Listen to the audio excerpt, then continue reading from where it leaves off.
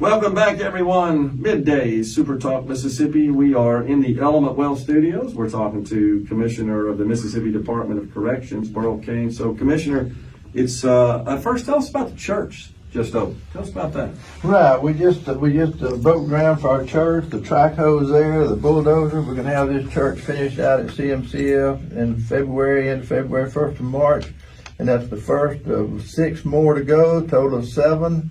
And so we hope to have those done in the next year and a half, 2 years at the most. So we're rocking and rolling with that. We have to teach morality as well as we teach skills and trades, and that comes from religion. You've made that point numerous times, and I know this effort was one of your goals as well, to get these churches. It is, and I like to say too that we hiring probation and parole officers statewide. We're paying from $37,000 to $47,000, and our correctional officers we're paying from $36,700 to $39,000. So you need a good job, come on out and get a lot of good benefits, and we're going to treat you good. Well, you've been able to get that up, because as I recall, it was in the 20s not too long ago, right? That's right, and that's why I really appreciate the personnel board letting us move, and if it don't work, we'll move more. So anyway, we got to get them hired. That's all there is to it. So It's working. We hiring statewide on these probation and parole officers. Real good jobs, and so just come on over. Yeah. All right, so you've been visiting some other states and visiting, I assume, with your peers. I do, and I do talk to them often, and I've been in communication with Arkansas and had some senators from Arkansas here yesterday, in Texas, and I've been to Nebraska, and I've been to Florida, and Tennessee. So we've been making a bit of a round, and we compare notes, and they get things from me, and I get information from them, and it's just a moving target to keep on being progressive and keep on moving forward. So is the goal here to try to understand some of the aspects of their operations, their rules, their policies, their approaches, and find out what's working, what's not, and sort of share those amongst your peers, and try to take from that the best practices that you can implement in your department? Well, it kind of is. It goes both ways, because I'm doing some things here in Mississippi that's never been done. And so in any state, and it's working real well for us, but it's surprising because others didn't do it yet, but it's what we have to do our reentry programs properly. Yeah. And so that was bringing those inmates over from Louisiana, former inmates that were released on probation, to work with us as chaplains and so forth. Yeah. And so they have felonies. In the past, you wouldn't hire anybody with a felony, but then how can I ask somebody in the business world to hire somebody with a felony when we won't do it ourselves? So therefore, we're counterfeit. We have to do that, and that's kind of new in the system, because now we realize we have to do what we say, like calling an inmate an offender. That's crazy, because how can I ask you to hire an offender? I want you to hire an inmate. I want you to hire a skilled tradesman. So quit, those words are bad. And so now we do hire people with felonies in certain positions where they're not having to carry the gun, and they're productive and they do well and relate to the inmate. So that's good. Interesting. What about the size? There's been some reports, and I know this is really more a matter for the law than it is in your role, but there have been some reports that we are the most incarcerated state per capita. You've seen that published. What do you think about that? I think we might be the safest state in the country, because at least we're incarcerating people who are causing violence and so forth, and I don't know of anybody in prison that wasn't supposed to be there. It may be that our judges and our laws are being enforced more than others. Look at California. Look at when they let you go 20, 30 times. That's what I mentioned earlier. You're not changing the law and culture when you do that. Let them go. Sometimes you need to be in prison. So I think we're probably the safest, maybe.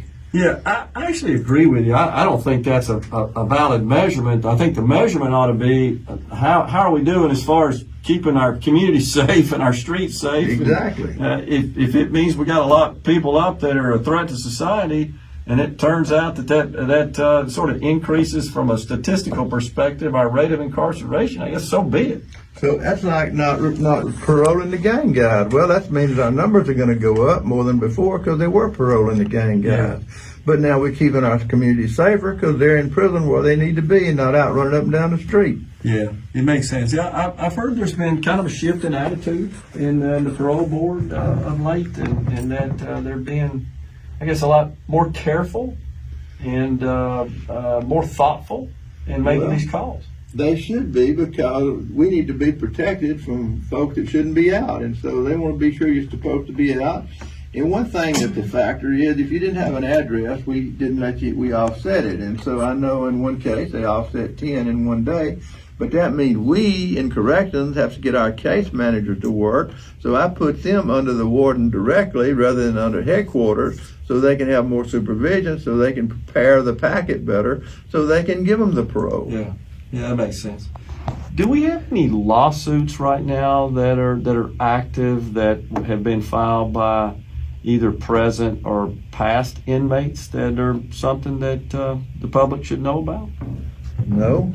That's surprising. We're doing good food, good medicine, good playing, good praying. We have a good prison, so we're not really getting any lawsuits Well, much. that's good. It is. So we're constitutional, and we hope the Justice Department will acknowledge that and move on down the road to somebody that's not. How's that going with the Justice Department?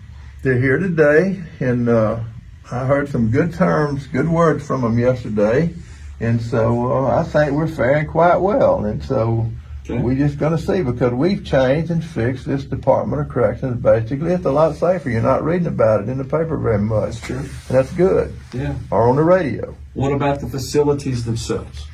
Well, the facilities themselves are being repaired, and we did propose that we may want to build another prison at Parchment and then close some of the prisons that are costing us money and inefficient. But we're not sure we do it, depending on the money and the budget and so forth. But it's just a thought that I threw out there, and I wanted the Justice Department to see that we had it on our mind, so they wouldn't think we didn't. So they'd think, well, look, we open-minded to moving forward, maybe with a new one, not so large, like 1,500. And so it's just progress that way. We've actually proposed the possibility of maybe doing a solar farm at Parchment. And so, because the land's flat, it's much land there, and we're not using all of it, but it's a thought, it's something we're looking at. Okay. The governor's looking at that, and the DFA. Yeah, interesting. So, but the facilities themselves, Commissioner, wasn't that one of the factors in the DOJ's investigation, concerns about just the overall conditions there? It was, but we fixed them. We repaired them. And so now you go in, you're going to see new shower, everything they had a problem with, we feel like we repaired and we fixed it. And we used inmate labor doing it, stopped contracting, and this is teaching inmates skills and trade repairing their own house. And so that's a good thing. And so we worked with Bradley Lum and MagCorps, and we worked that out really well. We have a good board there. We're working together, and we're going to be hot. We're going to be hot to trot on reentry. We're going to probably lead the whole country in people with skills and jobs. That's awesome. And that's our goal. We want Mississippi to move to the top. Yeah, agreed. And our HVA systems too, right? We just had a major upgrade there. Yeah, we didn't have any air conditioning. That's right. Parchment, Parchment, right? Yeah, we figured out how to just put the air conditioner outside and run the big vent up to the top and just dump the cold air inside. And now that some of the inmates are wanting blankets in July. It's awesome. Is that right? That's amazing. That's true. It's amazing how it works. It costs $650,000, but now they can't say Parchment. It's all air conditioned, but 29 basically and 17. And so 29 is the one where the death row is and the chaos was before, but it's all repaired, and the air conditioning will be there this spring. Okay. So it's Got coming. plans for that? Okay. Same at CMCF, same for the women. And so we're moving it all along. We just got to move on because our officers in there, and we've got to have them cool enough so they'll want to work in there. Not that we're being soft on the inmates, it's being what we should be doing. Yeah. So in your visits to facilities in other states, after now all these improvements have been made, do you feel like we're on par with them? Oh, Better? yeah. They have better facilities in many cases, and new facilities. Yeah. But they're not outperforming us at all. I tell you what, we're doing a lot better than they are with gangs. Okay. And so they're looking at us about how we're getting rid of gangs. And they're looking at a place like Walnut Grove that's helping us, and a parole board that won't parole them. And so that's really good. So that's an issue that's plaguing the entire country, right? From a corrections perspective, is these gangs that are active inside the walls. It is, and we didn't have that problem in Louisiana, and they still don't. But the point is, we're real hard on them, and you don't want to be in one because you're going to catch the blues. I got you. And that's what we're doing here. I like the way you describe that, sir. Catch the blues. We got to use that again. We'll take a break right here. We'll just shore things up and to improve that situation. And I know that's a constant effort. Where do we stand? What have we gotten done here? Well, we're making a lot of progress. The Justice Department's here this week out at CMCF, and that's cool. We're looking better, and so looking good, and trying to be in compliance with all their rules and regulations. We have tremendous support from the governor, from the politicians, even the personnel board really helping us as we move along to try to hire more people, and we'll report back to them in another month the progress made. If we don't make much progress, then we expect they'll be moving the numbers up, so that's good. And with the most important thing, though, is we're starting the reentry programs and going to be certifying our inmate teachers and with ASE certifications and NCCER, which is state-of-the-art certifications. And so therefore they'll be teaching school, and we hope to have 1,000 inmates in some sort of VOTEC school by January. And so that's a big goal, but we're going to release 2,000 in 6 months, and so we think probably half of them have a skill in trade, probably half don't, so we're working on the half that don't, so they're employable, which that will reduce the population by reducing recidivism. And then we're really doing our job, and they're not committing other crimes and so forth. They're working in the workforce in respectable jobs. Yeah. Are you pleased with the current state of our parole approach, or do you think we're doing a good job there? I think so. I think they did what I asked them to do, and I asked them not to parole the gang people, because the gang people are giving us the blues. And when you parole somebody in a gang, you're paroling someone out that's going to be extorting the public and doing what gangs do, causing violence and so forth. So therefore, he shouldn't make parole, which that means that it's a big deterrent to them being in the gang in our prison, because you're not going to get out. And so that kind of makes the number spike up, but it's public safety, and that's what we're all about. Yeah. Well, and you're talking about some of the efforts to upskill and just skill really some of these that are locked up. It just doesn't seem like we're really moving the needle. If we just lock them up, they serve their time, we let them out, and they really don't have any additional skills to take out there to make them productive and keep them out of trouble. I mean, is that fairly critical? That's exactly critical, but it's exactly the truth. And that's what it's all about. Corrections means correct deviant behavior. It doesn't mean torture, torment, lock and feed. It means make progress to change them. And the whole deal is a criminal is a selfish person who takes whatever he wants. So we have to teach him morality along with skills and trades. Then he's a complete person. He's not apt to come back. He's got to have a good job, though. Yeah. I mean, it just seems like that is the key to preventing this recidivism. I just saw a situation in New York. I know that's a long way from here. It's a different deal, but you're seeing this in other areas of the country where it just seems like there's more deference to the criminals than there is the victims, and the criminals end up just doing the same old thing over and over again. Well, inmates are a lot like teenagers in a way, because it's like raising kids. If you don't have consequences for your behavior and you don't nip it in the bud real early, you're going to lose control. Well, prison's the same way. They not nipping it in the bud when they commit those first crimes and showing them, hey, this is not the way to go. If they let them get away with it, you just make worse criminals. It's progressive. Yeah. How are you doing with your staff? I know that's been a constant challenge. Are you getting about to where you're fully staffed? No, I'm getting better. And for instance, we have 29 in the academy at Parchment. We have about 20 in the academy out at CMCF. We're getting better, but we also have stopped losing as many. So we're making progress, but it's too slow.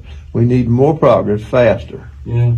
What about some of these reports, Commissioner, where custody officers are actually in gangs or sometimes collaborating with the inmates, and that causes problems inside the institutions? Is that being addressed? Is that situation improving? Well, the place we addressed it the most and the quickest was with Walnut Grove, because to get a job at Walnut Grove, you have to pass the polygraph test with two questions. One question is, are you in a gang? Number two question is, have you ever brought contraband into prison? You pass those two questions, then you're eligible. But other than that, no. And so I can tell you today that we have one prison that has no drugs, no cell phones, and no chaos in it. It's Walnut Grove. So it's working. Now, truly, we would like to get to that point and pay a scale high enough that we could attract people as correctional officers and then do the polygraph test to ensure that we don't have people in gangs or brought contraband, because the gang members will get their wives or their girlfriends to come apply for jobs, and we don't know it, and therefore then we hire them, and so then we corrupt ourselves. And that's terrible, but that's happening all across the country. And so I don't want any gangs in our prison. We're not going to have any, and I think in another year we'll pretty well be rid of them. They're down to about 800 now. We started at 6,500, and part of it is not paroling them, and part of it is we don't do anything to help them. You're in a gang, you're just in a gang. You depend on the gang to help you. And so that don't work very well with us. And so we're getting them out of the gangs. That's good to hear. And you have to create other gangs, like the church group is a gang because that's a positive gang. The clubs and organizations are gangs. Those are positive gangs. You're in a gang when you go to church. You know, preachers are gang leaders. So you got to really get it to what it is. But we're not in violent gangs. We have control of them. For instance, we cook the food the inmates do, and they have a club that serves it for visiting day. And last Saturday, they actually made $1,000 in the visiting room selling hamburgers to visitors, which is quality food, and then that $1,000 lets them have enough to have a banquet at Christmas so they can invite their visitors in to have Christmas dinner with them. So it's kind of a goal, it's a cause, and I guess a result of doing something good there. It is, and so we have to have good things for them to belong to and do, and this takes staff to manage and to manage it properly. But the population is a lot safer. We're not having the violence we had. You can walk around in our prisons at Unit 29 anywhere you want to go, and you're going to be safe. And so the violence is really decreased. That's what's important. Well, I have to say, I've had the pleasure, like I said, of seeing you address groups, and from the early days of when you took this role, you made it clear that you had a strong and high priority goal of eliminating the gang and the gang activity inside the walls of the prison. Well, why would I want to share my power with inmates that's running a gang? That's the craziest thing in the world. So I'm not, and so I'm going to run him off. And that's what we're going to do, and he's going to wind up at Walnut Grove, thanks to the governor and thanks to the politician. And he don't want to be there. And if you get caught with a killing weapon, a knife or something, you bought a ticket to Walnut Grove. Interesting. And so is your goal to implement those same rules and across the other institutions as well? This polygraph testing? I do hope to get there, and our obligation is to keep the ones who are trying to go to school and do well safe. And you can't keep them safe if somebody's exploiting them for money. And we have to get the drugs out of the prison, and we have to do more addiction and mental health work. So we're really focusing on addiction. We just signed a contract to work with Hancock County with 40 women will be in an addiction program there for 6 months because they have a real good program. So I need more people in addiction programs. Interesting. You also made that clear that was a goal and a priority as well. So it sounds like you're on your way. What do you need from the legislature, from the lawmakers? I know you work very closely with them, and it sounds like they've been very accommodating. You have commended the governor and the politicians for, I guess, this rule you implemented at Walnut Grove. What do you need from them now? I tell you what, they gave us the largest budget we've had. They want us to not have the Justice Department take over our Department of Corrections, and they're supporting us every way we turn. And I couldn't ask for more. I'm going to be meeting with Senator Sparks this afternoon. We're going to talk about legislation, parole. We're going to talk about all these issues. Senator Barnett knows about it. He's the chairman of the committee. Sparks is a deputy, and so therefore they're in tune with us. And we meet with Representative Horan quite often. And we also talk to our policy advisors. So the governor, the lieutenant governor is out there with us and supporting us, as is the governor and the politicians. So we have no gripe. Everybody supported us. It's my fault and our fault if we can't make it work. Yeah. Okay. Well, that's good to hear. And of course, Senator Sparks been on the program many times. I know this is an area he knows a lot about and is very, very helpful and very insightful in that. Commissioner, always good to talk to you. Thanks for coming on. Okay. Thank you so much. Commissioner Burl Cain. He runs the Mississippi Department of Corrections. Appreciate him coming on.